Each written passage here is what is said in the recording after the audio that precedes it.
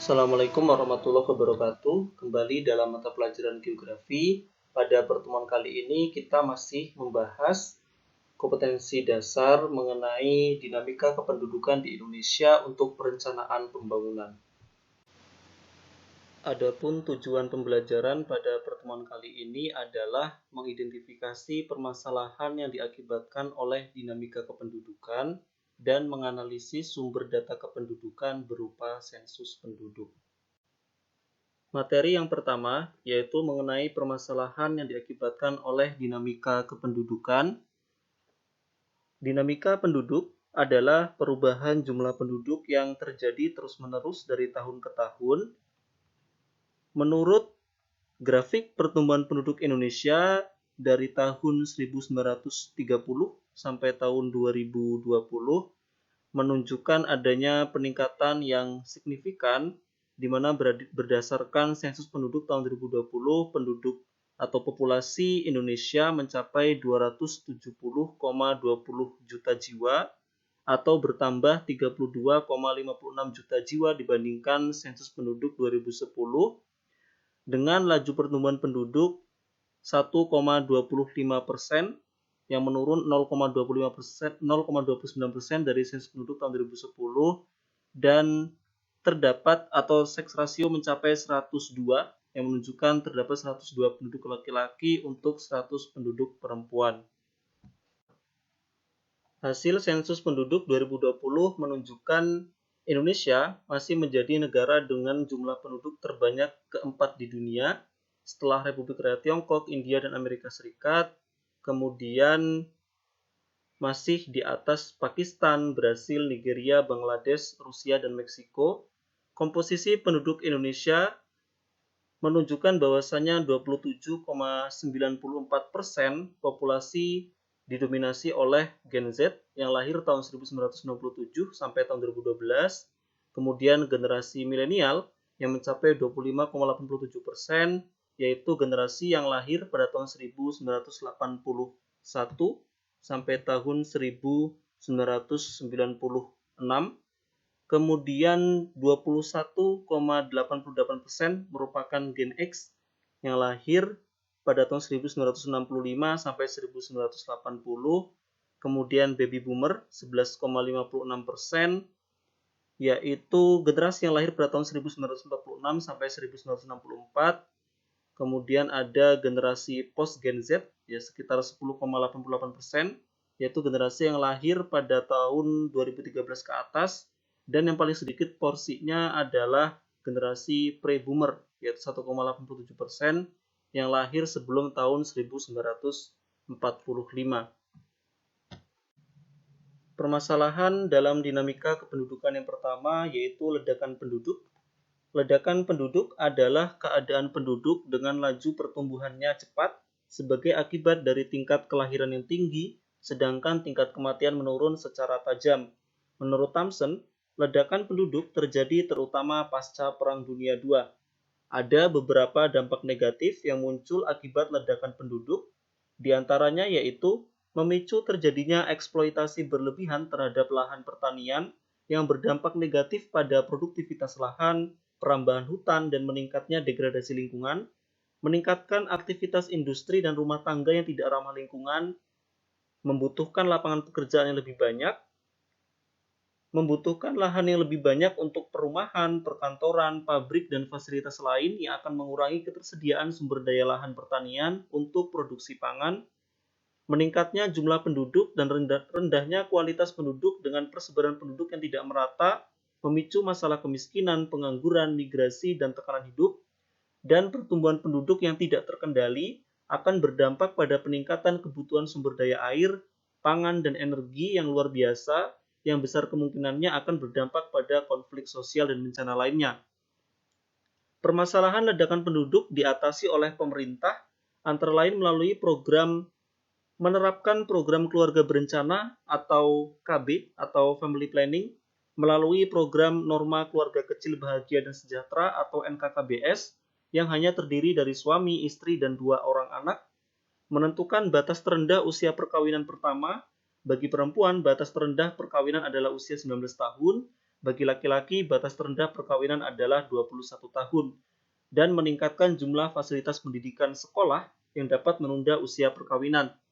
Berdasarkan laju pertumbuhannya, maka pertumbuhan penduduk di suatu wilayah atau suatu negara dapat diklasifikasikan menjadi pertumbuhan penduduk yang tetap jikalau 0%, tidak ada penambahan, dikatakan lambat jika mencapai 0,5%, dikatakan sedang jika di antara 0,5 sampai 1%, dikatakan cepat apabila berada di antara 1 sampai 1,5%, adapun sangat cepat jikalau berada di antara 1,5 sampai 2%, dan jikalau pertumbuhan penduduk mencapai lebih dari 2%, maka pertumbuhan sudah dikategorikan sebagai ledakan penduduk. Permasalahan yang kedua, yaitu sebaran penduduk yang tidak merata.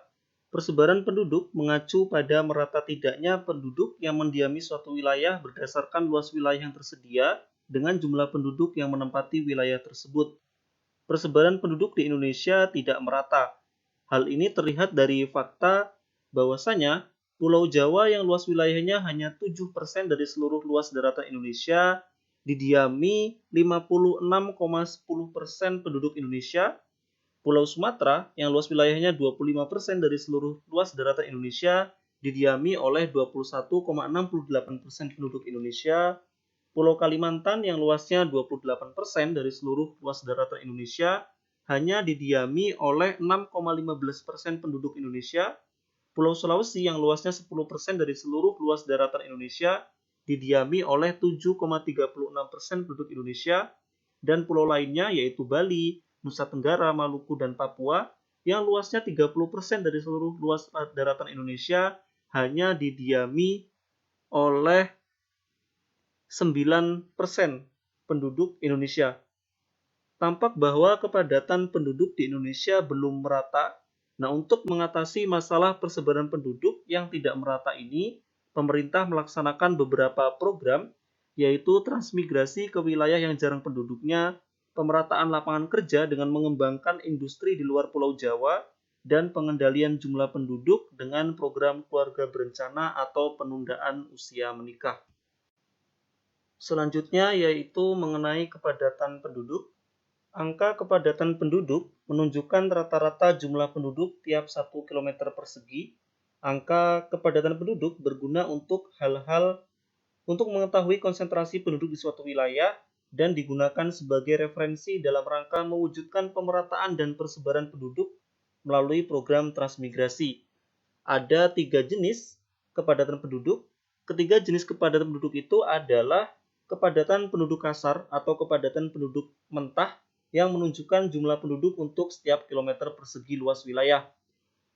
Rumus untuk menghitung kepadatan penduduk kasar yaitu jumlah penduduk dibagi dengan luas wilayah.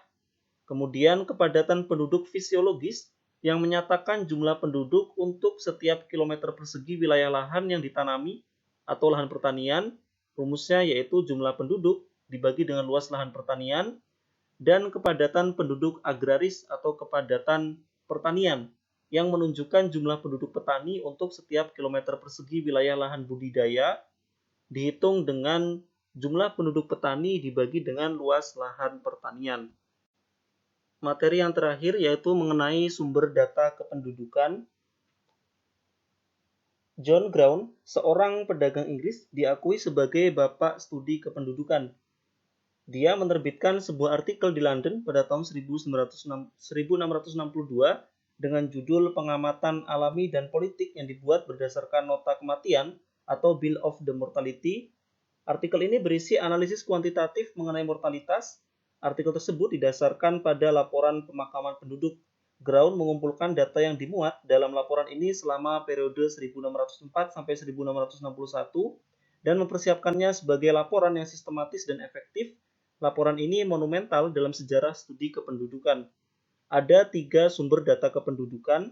Ketiga sumber data kependudukan itu adalah sensus penduduk, registrasi penduduk, dan survei. Adapun kali ini akan dibahas mengenai sensus penduduk. Sensus penduduk merupakan perhitungan jumlah penduduk di suatu negara dengan mengumpulkan, menghitung, dan menyusun data penduduk, baik penduduk asli maupun pendatang pada waktu tertentu dan di wilayah tertentu. Di Indonesia biasanya dilakukan 10 tahun sekali. Sensus penduduk dapat dilakukan dengan dua cara berikut. Sensus penduduk dengan cara de facto dilakukan terhadap setiap orang yang berada dalam wilayah sensus, dan sensus penduduk dengan cara de jure dilakukan pada penduduk yang benar-benar bertempat tinggal dalam wilayah sensus. Dan ada dua metode yang biasa dilakukan dalam sensus penduduk. Kedua metode itu adalah metode householder. Dengan metode ini, sensus dilakukan dengan mengirim daftar pertanyaan yang harus diisi sendiri oleh setiap kepala keluarga.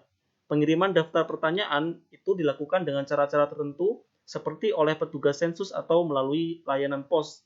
Begitu formulir sensus dikirimkan, pemilik rumah mengikuti instruksi tertulis, menjawab pertanyaan, dan mengembalikan formulir melalui kantor pos. Metode ini hanya dapat diterapkan di kalangan penduduk yang melek huruf, mayoritas di negara maju. Dan metode canvasser atau metode wawancara langsung, dengan metode ini petugas sensus langsung datang ke rumah penduduk, mengajukan pertanyaan kepada responden dan mencatat jawabannya. Inilah yang biasa digunakan di negara berkembang seperti di Indonesia. Demikian materi yang dapat disampaikan pada pertemuan kali ini. Mohon maaf atas penjelasan yang kurang. Bapak Iri, Assalamualaikum warahmatullahi wabarakatuh.